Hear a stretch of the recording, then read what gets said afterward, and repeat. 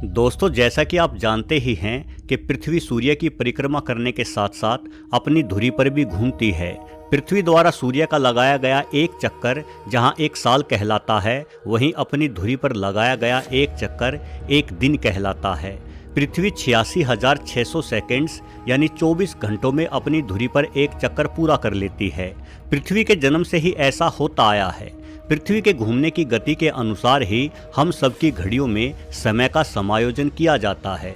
वर्ष 1960 से वैज्ञानिकों ने परमाणु घड़ी की मदद से धरती के घूमने के आंकड़े इकट्ठे करने शुरू कर दिए। परमाणु घड़ी परमाणु ऊर्जा स्तर में आते अंतर पर आधारित होती है। इस घड़ी को दुनिया की सबसे सही समय बताने वाली घड़ी माना जाता है। ये 1 सेकंड के लाखवें हिस्से तक की सटीकता को बतला सकती है। इन घड़ियों की मदद से जुटाए गए आंकड़ों से ये जाना गया कि साल दर साल धरती के घूमने की गति धीमी हो रही है। हालांकि हर साल आता ये बदलाव बेहद ही मामूली था और इसका कोई विशेष कारण भी वैज्ञानिक नहीं समझा पाए, किंतु हर साल एक समान आते इस बदलाव को बिल्कुल सामान्य माना गया। अंदाजा लगाया गया कि शायद पृथ्वी के जन्म से ही ऐसा हो रहा होगा, लेकिन इस तरह से पृथ्वी की धीमी होती रफ्तार के कारण दिन भी ज़्यादा लंबे होते रहे हैं। इसलिए हर कुछ वर्षों में एक लीप सेकंड घड़ियों में जोड़ा जाता रहा है। वर्ष 1970 से लेकर आज तक ऐसे ही 27 लीप सेकंड जोड़े जा चुके हैं। परंतु पिछले साल जून से जुटाए गए धरती के घूमने के नए आंकड़ों का अध्ययन करने के बाद एक चौंका देने वाली जानकारी सामने आई है। वो ये कि साल दर साल धीमी होती पृथ्वी अचानक ही तेज रफ्तार से घूमने लगी है, जिस वजह से एक दिन 24 घंटों से भी छोटा होने लगा है। इसलिए इस वर्ष हमारी घड़ियों में लीप सेकंड जोड़ना नहीं बल्कि घटाना पड़ेगा। धरती इस समय 24 घंटों में से 0.5 मिली सेकेंड्स कम लेकर अपना एक चक्कर पूरा कर रही है, यानी हमारे हर 24 घंटों में 0.5 मिली सेकेंड्स कम हो रहे हैं। अचानक से आए ये बदलाव काफ़ी चौंका देने वाले और डरा देने वाले हैं, क्योंकि गत एक वर्ष में पृथ्वी पर बेहद ही ज़्यादा भूकंप भी महसूस किए गए हैं। नासा के अनुसार हर साल हमारी पृथ्वी पर दुनिया भर में छोटे बड़े आने वाले भूकंपों की संख्या 10,000 के आसपास होती है, लेकिन पिछले वर्ष ये संख्या 18,000 से भी अधिक रही है। इसलिए नासा भूकंपों की बढ़ती इस संख्या को पृथ्वी की बढ़ी हुई गति के साथ जोड़कर देख रहा है। यानी पृथ्वी की गति में अगर और अधिक बढ़ोतरी होती है तो शायद भयंकर भूकंप या सुनामी जैसी तबाही भी हमें देखने को मिल सकती है। पिछले एक साल के दौरान 28 बार छोटा दिन होने का रिकॉर्ड टूटा है। गत 19 जुलाई 2020 के दिन को हम सबसे छोटा दिन कह सकते हैं। ये दिन 24 घंटे से 1.46 मिली सेकेंड्स कम था। ऐसा पिछले 50 साल के दौरान कभी नहीं देखा गया।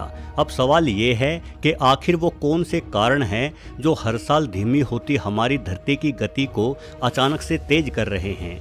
दोस्तों, जिस तरह से धरती की धीमी होती गति के पीछे वैज्ञानिक कोई कारण नहीं जान पाए थे, उसी तरह अचानक से बढ़ती हुई गति के पीछे भी कोई पुख्ता वजह नहीं समझी जा सकी है। फिर भी कुछ कारण ऐसे हैं जिन्हें इस अनोखी घटना की वजह माना जा सकता है। खनिज पदार्थों का लगातार खनन। दोस्तों, हमारी धरती के गर्भ में अनेकों प्रकार के खनिज हमेशा से दबे रहे हैं, किंतु जब से हम इंसानों ने तरक्की की है तब से हम अपने विभिन्न प्रकार के निर्माणों के लिए धातुओं, अयस्कों तथा अन्य उपयोगी खनिजों का लगातार दोहन कर रहे हैं। आज धरती पर इंसानों की संख्या 760 करोड़ है। इतनी बड़ी जनसंख्या की ज़रूरतों को पूरा करने के लिए लगातार बेहद बड़ी मात्रा में धरती पर फैले हुए खनिजों को समेटकर बिल्डिंगों आदि के रूप में एक जगह इकट्ठा किया जा रहा है, जिस कारण धरती खोखली होती जा रही है और पृथ्वी का संतुलन बिगड़ रहा है। ये बिगड़ता संतुलन एक लय में घूमती पृथ्वी की गति को प्रभावित कर सकता है। इसीलिए शायद हमें खनिजों के दोहन के बारे में काफ़ी रिसर्च किए जाने की आवश्यकता है। Global warming. दोस्तों, अभी तक हमारा मानना था कि पृथ्वी के बढ़ते तापमान के कारण बर्फ़ पिघलेगी और समुद्रों के निकट बसे शहर पानी में डूब जाएंगे, लेकिन पिघलती बर्फ़ पृथ्वी के संतुलन को भी बिगाड़ सकती है, क्योंकि बर्फ़ का एक टुकड़ा तो एक स्थान पर रखा रह सकता है, लेकिन जैसे ही वो टुकड़ा पिघलकर पानी के रूप में आने लगता है तो उसके वजन का फैलाव भी हर जगह होने लगता है। इसी तरह से जैसे जैसे पृथ्वी के ध्रुवों पर जमी बर्फ़ पिघल रही है तो ध्रुवों का भार भी निश्चित निश्चित तौर पर कम होकर समुद्रों की ओर बढ़ रहा है। यानी पृथ्वी के वजन का कुछ हिस्सा एक जगह से दूसरी जगह को विस्थापित हो रहा है। ये बदलाव भी पृथ्वी के संतुलन को प्रभावित करके पृथ्वी की गति बढ़ाने के लिए जिम्मेदार हो सकता है। चंद्रमा का पृथ्वी से दूर होना। दोस्तों, आज से 4.5 करोड़ साल पहले तक चंद्रमा पृथ्वी का ही हिस्सा था, लेकिन कोई भटकता ग्रह पृथ्वी से टकराया, जिस कारण पृथ्वी 2 हिस्सों में बंट गई। छोटा टुकड़ा पृथ्वी से दूर होता चला गया। इसी टुकड़े को आज हम चंद्रमा के रूप में जानते हैं और ये टुकड़ा आज भी हमसे लगातार दूर होता जा रहा है। पृथ्वी से चंद्रमा की औसत दूरी 3,84,467 किलोमीटर है, लेकिन बेहद धीमी गति से ये दूरी लगातार बढ़ती जा रही है। नासा के मुताबिक चंद्रमा और पृथ्वी के बीच हर साल 1.5 इंच की दूरी और बढ़ जाती है।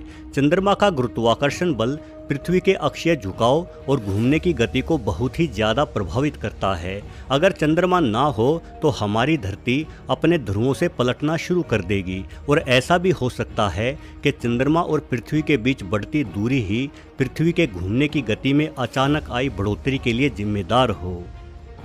दोस्तों, एक बड़ा सवाल ये है कि अगर पृथ्वी की गति आने वाले भविष्य में और भी अधिक बढ़ती रही और पृथ्वी आज की तुलना में कहीं तेज घूमने लगी तो हमारे जीवन में किस तरह के बदलाव आएंगे? क्या हमारा जीवन सामान्य रहेगा या हमें पृथ्वी की बढ़ती गति के दुष्परिणाम झेलने पड़ेंगे? अगर धरती के घूमने की गति में कुछ मिली सेकेंड्स का ही बदलाव आता है तो हमारे जीवन में इससे कोई खास परेशानी नहीं आएगी, किंतु यदि धरती पहले की तुलना में 10% या 20% अधिक तेज घूमने लगी तो इसके परिणाम भी बेहद घातक सिद्ध होंगे। सबसे पहले तो दिन और रात दोनों ही छोटे हो जाएंगे। जितनी तेजी से धरती घूमेगी उतने ही छोटे। अगर धरती के घूमने की रफ्तार 2 गुनी हो जाती है तो मात्र 6 घंटे का दिन और 6 घंटे की ही रात होगी। फिर शायद हम 8 घंटे की बजाय मुश्किल से 4 घंटे ही सो पाएंगे। पृथ्वी अपने तेज घूमने के कारण धरातल से अंतरिक्ष की ओर अधिक ताकत उत्पन्न करेगी, जिस कारण हमारा वजन आज की तुलना में कम हो जाएगा। वजन का यह प्रभाव समुद्रों के जल स्तर पर भी पड़ेगा। जल स्तर आज की तुलना में कहीं अधिक होगा, जिस वजह से समुद्रों के निकट बसे तमाम बड़े शहर पानी में डूब जाएंगे।